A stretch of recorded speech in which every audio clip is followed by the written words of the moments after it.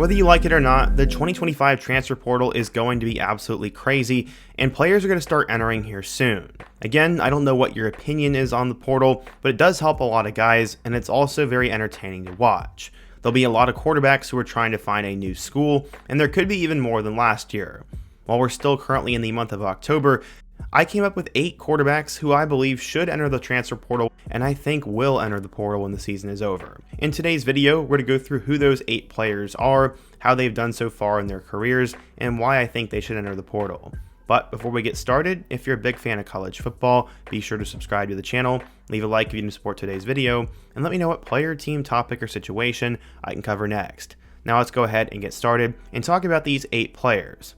Okay, so the first guy I want to talk about is a player you're probably not familiar with, and that is AJ Maddox. Coming out of the class of 2024, Maddox was considered the number 23 quarterback, a 4-star, and the 337th best player in the nation. He ended up deciding to commit to Ole Miss after a terrific career at Oak Grove High School, located in Hattiesburg, Mississippi. Maddox was a guy who was supposed to take over college football, as he ended up throwing for 2,300 yards and 26 touchdowns, as well as having 300 yards on the ground as a senior. He ended up starting for them for 3 years, and chose Ole Miss over A&M, Bama, BYU, and Arizona State. Maddox would arrive at Ole Miss back in 2024, and obviously he was going to be stuck behind Austin Simmons and their star quarterback Jackson Dart. Going into 2025, it seemed that he was a bit of an afterthought. They had brought in Trinidad Chambliss from Ferris State, they brought in Smith from Oklahoma State, and then they obviously had Simmons returning. One thing that did not help was a hand injury for him, and that sort of put him behind the 8 ball. Ole Miss is in a terrific spot right now with both Chambliss and Simmons, and while I think there's a chance that Simmons also transfers next year, I bet Lane will end up keeping both of those guys, and Maddox is much more likely to head off to the portal. I think the only saving grace for him is the fact that their incoming 2026 recruit, Reese Wise, isn't ranked very highly, as he's the number 46 quarterback in the class of 2026, so maybe Maddox stays as a backup option, but I'm going to bet after 2 years of not playing, he's going to enter the transfer portal, and I think it'd be cool for him to go home and play for Southern Miss. That's just me though. The second guy that I want to talk about is LSU quarterback Colin Hurley. Going back in time, he was a 4-star recruit, and Hurley was expected to be one of the next great quarterbacks for the LSU Tigers. He's had quite the story so far, as while he was coming out of Trinity Christian Academy in Miami, he was a guy who put up big numbers and enrolled at LSU at just 16 years old. He reclassified to the 2024 class, and so far through a year and a half at LSU, he has still yet to get on the field. But there's something else that happened beyond the scenes. About a year ago, Colin Hurley was found unresponsive in his vehicle after a car accident. He was in a coma at one point, and everyone was obviously praying that he was going to be okay. Hurley ended up being okay, and this season he has served as the 3rd-string quarterback for the Tigers. In front of him is former Mississippi State transfer Michael Van Buren, and then Garrett Nussmeier is obviously the starter. Hurley, in my opinion, is in a very interesting spot, as Van Buren is likely in line to take over as the starter next year, and does Hurley want to be a backup for a 3rd straight season?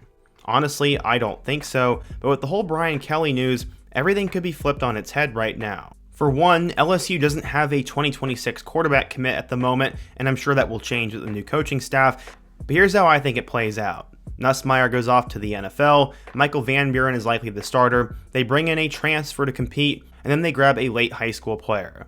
I think Hurley should enter the transfer portal and go to a lower level Power 4 school, just like Ricky Collins did with Syracuse, but for now that's just my opinion. The third guy we're to talk about is Auburn quarterback Deuce Knight. He was one of 5 5-star recruits in the class of 2025 at the quarterback position, and Deuce Knight has been talked about for years at this point. Coming out of George County High School in Mississippi, Deuce was considered one of the top athletes and one of the top players in the country, as he had nearly 8,000 yards and 56 touchdowns through the air, and over 1,000 yards and 31 scores on the ground. He checked pretty much every box, and after originally committing to Notre Dame, Deuce Knight would end up flipping to Auburn with head coach Hugh Freeze. Going into the season, Deuce was going to be 3rd on the depth chart behind Stanford transfer Ashton Daniels and Jackson Arnold, and so far this year, Knight's completed 2 of 5 passes and has carried the ball 4 times. With the recent quarterback problems, it seems that Hugh Freeze is turning to Ashton, and I'm not sure what's going on. Deuce obviously has the most potential of any quarterback in the room, and as a 5-star, he wants to get on the field. If Auburn does in fact make a coaching change, I bet Deuce Knight enters the portal and goes to a big-time program and has an opportunity to play pretty soon. That's also just my opinion, but I think Deuce will end up in the portal when it's all said and done. For our fourth player of the day, I want to talk about Notre Dame quarterback Kenny Minchey. Coming out of Pope John Paul II High School in Hendersonville, Tennessee, Minchey was a late riser in the class of 2023. He was considered the number 14 quarterback in the nation and ended up flipping from Pittsburgh to Notre Dame. Minchey had blown up his last couple of years of high school, and while he was there, he'd end up throwing for 5,000 yards and 53 total touchdowns. He also had crazy athleticism, and that's why Notre Dame could not wait to get him to South Bend. He ended up joining the quarterback room in 2023, and after not playing in 23 or 24, he was set to battle it out with Steve Angeli and CJ Carr for this year's starting job. Angeli ended up leaving for Syracuse, and Minchey ended up losing the battle. This season, he is now holding the clipboard, and he's appeared in 2 games, going 8 of 9 for 95 yards. CJ Carr is only in his 2nd season, and Minchey will be heading into his 4th season next year. I almost guarantee he's going to enter the transfer portal, as at this point, he just needs to get on the field. You have at least one more season of Carr, and I bet Minchey will be as good as gone, and look for him to go back to the state of Tennessee, and maybe he goes to Vanderbilt or something. For our 5th guy, let's go ahead and talk about Ryan Puglisi, the quarterback for the Georgia Bulldogs. Going back in time, he went to Avon Old Farms High School, which is located in Connecticut, and followed in the footsteps of blue-chip quarterback Tyson Pumachan. Puglisi ended up having a spectacular career while he was there, as he finished with 2,000 yards and 16 touchdowns during his senior season, and was also a baseball star.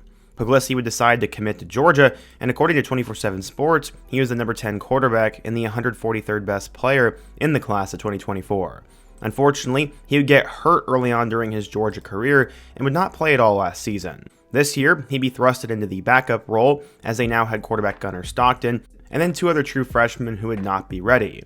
Puglisi's thrown for 100 yards with 1 touchdown and 2 picks, and has not looked great. I think Gunnar Stockton will return for the 2026 season if I had to guess, and they also have number 1 quarterback recruit Jared Curtis coming in, so I see no reason why Puglisi ever sees the field. I think honestly he should transfer, and a school like UConn or Boston College wouldn't be a terrible idea in my opinion. For our next player, we're going to talk about Michael Hawkins Jr., the backup quarterback at Oklahoma.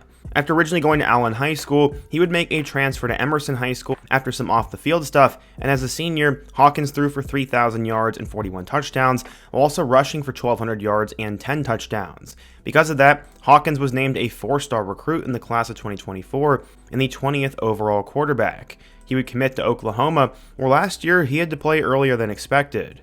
Jackson Arnold struggled, so in total, Hawkins finished with 783 yards and 3 touchdowns, and also ran for 200 yards and a touchdown. He definitely is more of a dual-threat quarterback, who is a dynamic athlete, who definitely needs some work in the passing game. It seems like they think that Mateer gives them a better chance to win right now, and Hawkins has once again been the backup. He has 4 total touchdowns this year, and with how bad Mateer is playing right now, I think he'll be back for 2026, so that should open the door for Michael Hawkins to transfer, and I think he's good enough to play at a mid-tier Power 4 school, and I still think he has a really high ceiling.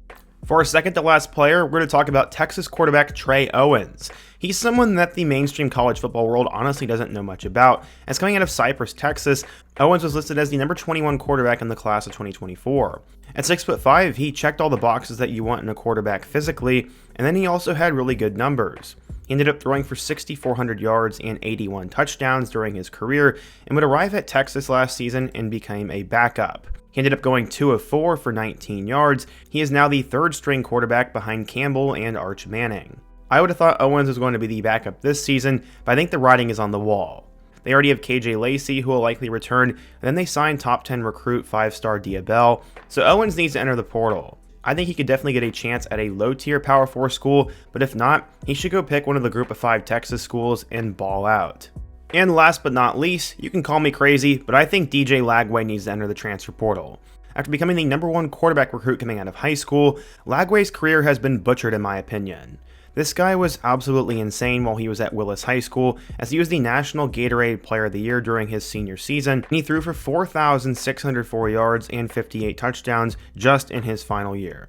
To me, that is insane, and in total he had over 10,000 yards and nearly 130 touchdowns, so when Graham Mertz got hurt as a freshman, Lagway threw for 1,900 yards and 12 scores. There was a weird injury concern going on this past summer, but so far this year, he has 1,500 yards with 9 touchdowns and 9 picks. A lot of those picks came in one game against LSU, but Lagway is just not developing as expected, and And honestly, he reminds me a lot of the Bo Nix situation. I think he's going to end up transferring somewhere else with a better system and a better staff, and he's going to become a superstar. Also, with the coaching turnover, also it will depend on who the next head coach is, but for now, I think Lagway needs to enter the portal, so he has a better chance at going off to the NFL. But what do you guys think? Today I talked about 8 quarterbacks who I think should enter the portal, and do you think these guys should? Where do you think they're going to end up? And what other guys should I put on the list for part 2? Be sure to let me know down below, leave a like if you want to support today's video, subscribe if you're new, and check out one of the videos on the end screen. Hope to see you guys again soon, but until next time, peace.